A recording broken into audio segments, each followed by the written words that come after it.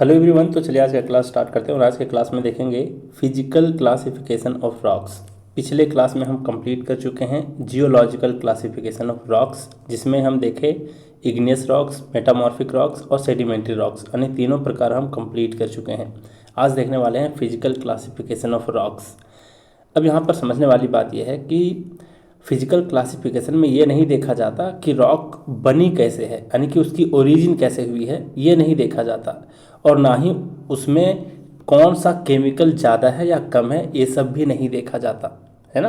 तो उसमें क्या देखा जाता है, तो फिजिकल क्लासिफिकेशन में इसके फिजिकल स्ट्रक्चर को देखा जाता है, यानी कि बाहरी बनावट को देखा जाता है। तो बस एक क्वेश्चन आपके दिमाग में यहाँ पर ये होना चाहिए कि रॉक की जो स्ट्रक्चर है वो कैसी दिखाई देती है, और इसी आधार पर रॉक्स को हम कितने भाग में बांटते हैं, 3 भागों में बांटते हैं, जो कि है स्ट्रेटिफाइड, अनस्ट्रेटिफाइड और फॉलिएटेड। ठीक है, अब हम एक एक करके चेक करते हैं। यहाँ जो है फर्स्ट टाइप जो है वो है स्ट्रेटिफाइड। स्ट्रेटिफाइड में क्या क्या लिखा हुआ है जरा देखो। डिस्टिंक्ट लेयर, जिसको स्ट्रेटा कहते हैं, स्ट्रेटा वर्ड ही आया है स्ट्रेटम से, जिसका मतलब ही होता है लेयर्स। तो एकदम स्पष्ट रूप से दिखाई देते हैं, डिस्टिंक्ट दिखाई देते हैं इसके लेयर्स। फिर स्प्लिट अलोंग लेयर्स, इसका एग्जांपल दिया है सैंडस्टोन, लाइमस्टोन और शेल। अब समझते हैं इसको। स्ट्रेटिफाइड शब्द जो है वो किससे बना है, स्ट्रेटा शब्द से बना है, जिसका मतलब होता है लेयर्स। और यदि किसी रॉक में एक के ऊपर एक लेयर स्पष्ट रूप से दिखाई दे, जैसे कि यहाँ पर आपको नज़र आ रहा होगा, है ना, इस वाले में अच्छे से दिखाई दे रहा होगा। ये देखो, एक लेयर के ऊपर दूसरा लेयर एकदम डिस्टिंक्ट रूप से दिखाई दे रहा है, स्पष्ट रूप से दिखाई दे रहा है, इसलिए इसको हम क्या कह देते हैं, स्ट्रेटिफाइड रॉक्स कह देते हैं। ये लेयर्स इसलिए बनती है क्योंकि जो सेडिमेंट्स होते हैं, सेडिमेंट्स मतलब जो सैंड हो गए, क्ले हो गए, ग्रेवल हो गए, है ना, वो एक ही बार में जमा नहीं होते। उसको जमा होने में लाखों वर्षों तक अलग अलग समय पर लेयर बाय लेयर जमा होते रहते हैं। जैसे कि उदाहरण के लिए हम ले लेते हैं, यहाँ पर मान लो कि फर्स्ट लेयर है यहाँ पर, ठीक है। ये फर्स्ट लेयर में क्या क्या जमा हुआ है, सैंड जमा हुआ है। फिर वर्षों तक सैंड ही जमा होता रहा, फिर उसके बाद क्ले जमा हुआ, ठीक है, फिर सैंड जमा हुआ, फिर लाइमस्टोन के कुछ कण जमा हो गए, है ना। तो इस तरीके से क्या होता है कि बाद में जो ये सभी लेयर्स हैं, ये सभी जो लेयर्स हैं, इस पर क्या होता है, कॉम्पैक्शन पड़ता है, मतलब कि दबाव पड़ता है, और वे रॉक जो है, और ये जो दबाव पड़ने के कारण क्या होता है, एक सॉलिड रॉक में कन्वर्ट हो जाता है। क्लियर। तो इतना तो आप समझ गए। तो अधिकांश जो होते हैं, यानी कि मोस्टली जो सेडिमेंट्री रॉक्स होते हैं वही स्ट्रेटिफाइड होते हैं, इस बात को भी आप समझ गए, है ना। चूँकि लेयर्स पहले से मौजूद होती हैं, इसलिए ऐसी रॉक्स जो है इन्हीं लेयर्स के साथ आसानी से टूट भी जाती हैं। टूटने का मतलब, मान लो कि हम इसको तोड़ना चाहें, यहाँ पर देखो, मान लो कि हम इसको तोड़ना चाहें तो ये लेयर बाय लेयर में टूटेगी, है ना।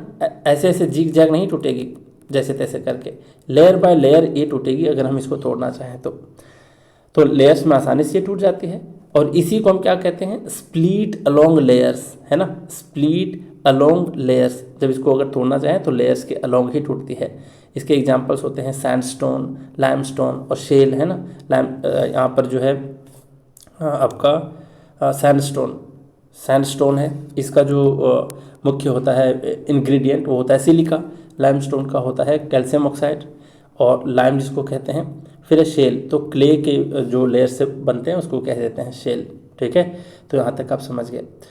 तो यहाँ ध्यान रखने वाली बात यह है कि लेयर्स जो होते हैं वो डिपोजिशन के कारण बनी है, प्रेशर के कारण नहीं, इस चीज़ को भी ध्यान रखना, ठीक है। डिपॉजिट होने के कारण क्या बनती हैं, ये सारे लेयर्स बनती हैं, और प्रेशर के कारण ये नहीं बनती। फिर बात करते हैं, यहाँ पर दिया है अनस्ट्रेटिफाइड, इसमें कोई लेयर्स नहीं होता, मासिव और क्रिस्टलाइन स्ट्रक्चर इसमें बनते हैं। इसके एग्जांपल्स हैं ग्रेनाइट, बेसल्ट, ट्रैप, जिसको डोलेराइट भी कहते हैं, ठीक है। डोलेराइट भी एक तरह का ट्रैप होता है, और ट्रैप क्या है, बेसल्ट का ही एक रूप होता है, अभी मैं बताऊंगा।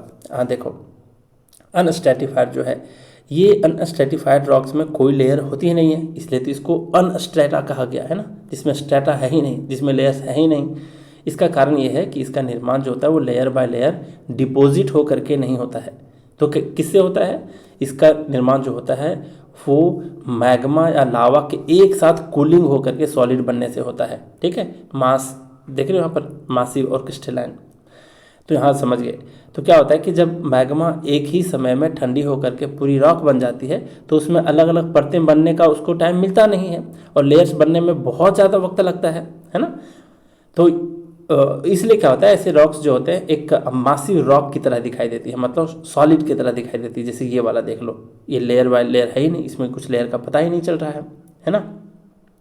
तो यदि कूलिंग धीरे धीरे हुई है तो इसमें आप देखोगे कि अगर कूलिंग धीरे धीरे हुई है तो इसके क्रिस्टल्स जो होंगे वो बड़े बड़े दिखाई देंगे, है ना, बड़े बड़े क्रिस्टल्स दिखाई देंगे अगर धीमी कूलिंग हुई है। इसके बारे में हम ऑलरेडी चर्चा कर चुके हैं। और यदि कूलिंग बहुत तेज़ी से हुई है तो छोटे छोटे क्रिस्टल बनेंगे, जैसे कि बेसाल्ट में हमने देखा था, है ना, और ग्रेनाइट में देखे थे कि बड़े बड़े क्रिस्टल्स बने थे। लेकिन दोनों ही स्थिति में क्या होता है कि लेयर्स नहीं बनते, है ना। इसलिए अधिकांश जो इग्नियस रॉक्स होते हैं वो अनस्ट्रैटिफाइड होते हैं, इस चीज़ को ध्यान रखोगे।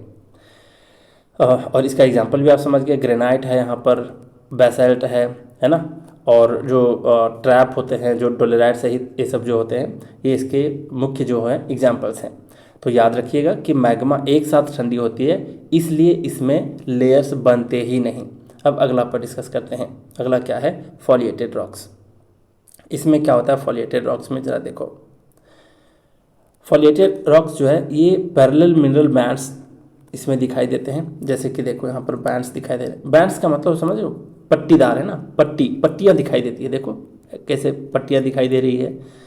तो इसके बारे में भी ऑलरेडी आपको मैं कॉन्सेप्ट दे दिया हूँ, लेकिन फिर से मैं इसको बता देता हूँ क्योंकि ये फिजिकल क्लासिफिकेशन है इसलिए। अब फॉलिएटेड रॉक्स को सबसे अधिक समझने की आवश्यकता होती है क्योंकि कई बार स्टूडेंट क्या करते हैं कि स्ट्रैटिफाइड से ही इसको कन्फ्यूज कर जाते हैं, ठीक है, लेकिन वास्तव में ये दोनों बिल्कुल ही अलग हैं। तो फॉलिएशन का क्या अर्थ होता है, ये जो फॉलिएशन यहाँ पर आपको दिख रहा है, ये फॉलिएशन का क्या अर्थ होता है।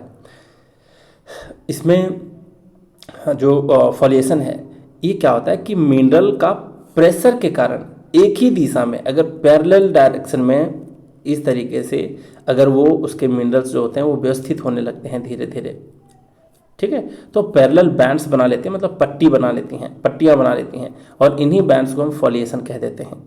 क्लियर है यहाँ तक। तो ये कॉन्सेप्ट आप समझ गए।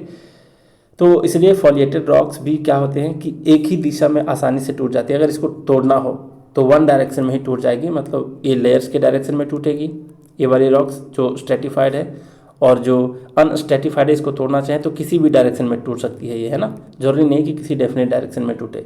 और ये भी डेफिनेट डायरेक्शन में टूटती है कौन, फॉलिएटेड वाला, क्योंकि जिधर जिधर इसकी पट्टियाँ हैं उसी डायरेक्शन में ये टूटेगी, मतलब वन डायरेक्शन में ये टूटेगी। क्लियर है। तो यहाँ पर ध्यान रखने वाली बात क्या है कि जो क्या बोलते हैं इसको, हाँ, कि फॉलिएटेड रॉक्स जो हैं वो किसी एक ही दिशा में आसानी से टूटेगी, मतलब जो इसकी पट्टियाँ बनी हैं उसी के डायरेक्शन में ये टूट सकती हैं अगर इसको तोड़ना हो तो। और डिपोजिशन वाली लेयर्स के कारण नहीं, किसके कारण, मिनरल के अलाइनमेंट के कारण ये लेयर बनती है और इसी लेयर्स के अलोंग इसको हम तोड़ सकते हैं, ठीक है।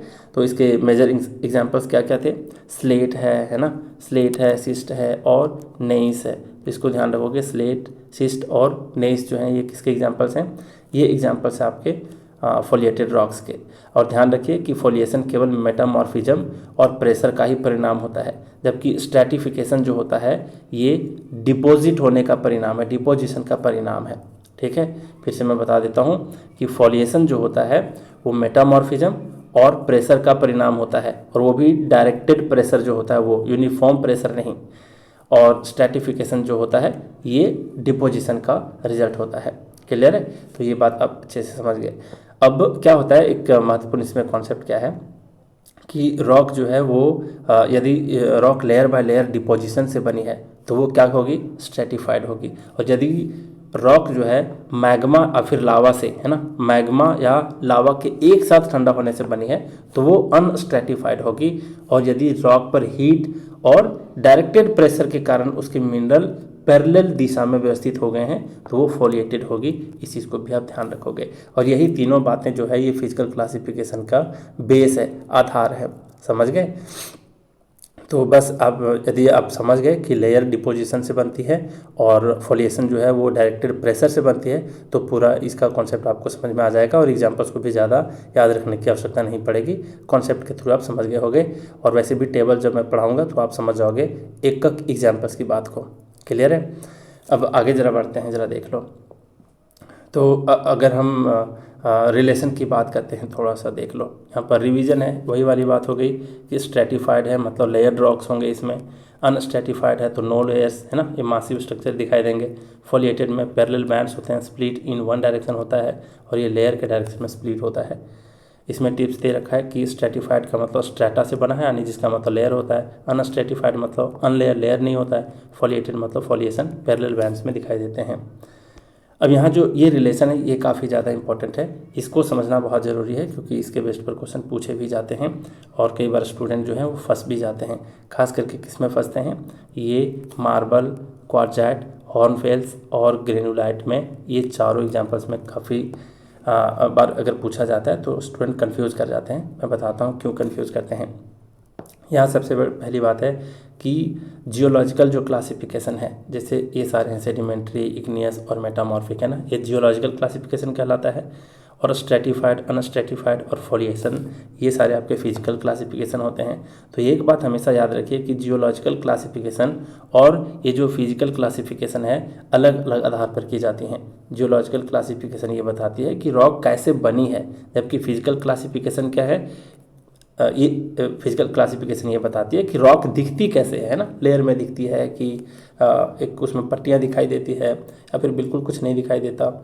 लेकिन फिर भी दोनों के बीच एक थोड़ा सा सामान्य कह सकते हो रिलेशन है, जनरल रिलेशन है। क्या रिलेशन है, इसमें एक रिलेशन ये है, और ध्यान रखना कि यहाँ पर मोस्टली वाला वर्ड आया है, ठीक है। मोस्टली वाला वर्ड इसलिए है कि ये रिलेशन तो ठीक है लेकिन 100% जो है ये कोई नियम नहीं है, क्योंकि इसके एक्सेप्शन भी हो सकते हैं। अब जरा बात करते हैं यहाँ पर क्या दिया है, देखो यहाँ दिया है सेडिमेंट्री रॉक्स जो है वो मोस्टली स्ट्रेटिफाइड होते हैं। अब इसको ज़रा समझ लो, तो लगभग सभी, मोस्टली दिया है ना मतलब सारे के सारे नहीं, लगभग सही, है ना, मतलब अधिकांश सेडिमेंट्री रॉक्स जो हैं वो लेयर बाय लेयर डिपोजिशन से बनती हैं। जैसे नदी है, हवा है, ग्लेशियर है, समुद्र है, इसके अलग अलग समय पर सेडिमेंट्स जो हैं वो जमा करते रहते हैं ऐसे ऐसे लेयर बाय, है ना। तो पहले सैंड की लेयर, फिर क्ले की लेयर, फिर ग्रेवल की लेयर, ठीक है।